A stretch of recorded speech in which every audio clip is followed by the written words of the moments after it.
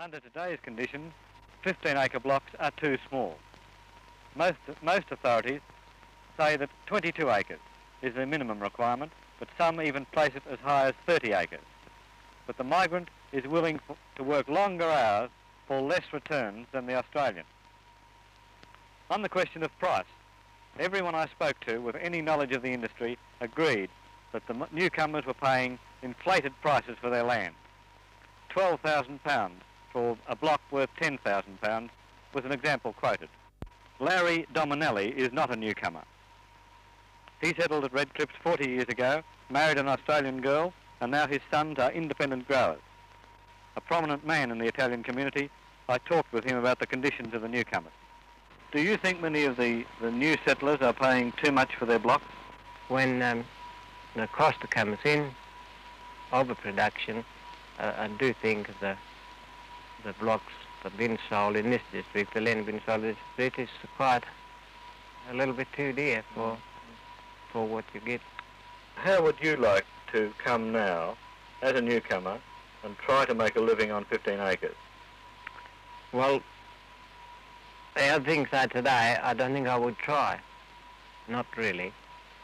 I think really to say you have a good start, you want at least 20 acres. A bank manager told me that the migrants will pay almost any price to get onto their land.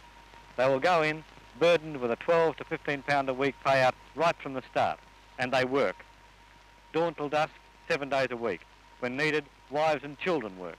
Neighbour helps neighbour, and in the slack period, they'll hire out as labourers. For the attitude of the packing shed, I talked with Bill Jackson, General Manager of the Red Cliffs Cooperative. Mr. Jackson, how do the Australian growers feel about these migrant growers? Well, they accept them quite well, really. I think we're becoming much more migrant conscious, and these boys are growers in the same business as we are, and they're accepted quite well. Does the cooperative consider the migrant grower a good risk? In the main, these boys are very good risks. So you would not have much fear in lending the money, even when the block perhaps is being sold at an inflated price? No, not really. So long as they've got the required deposit, we don't mind loaning the money to go on, because we know very well that they'll make a go of it. Some say that in 10 years, Red Cliffs will be predominantly Italian.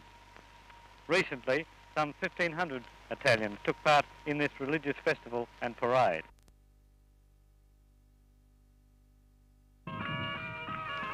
Public display or private relaxation. Each has something attractively different for the Australian. After a heavy day, there's relaxation for Antonio Yetto's family with the Italian bagpipes and the tambourine.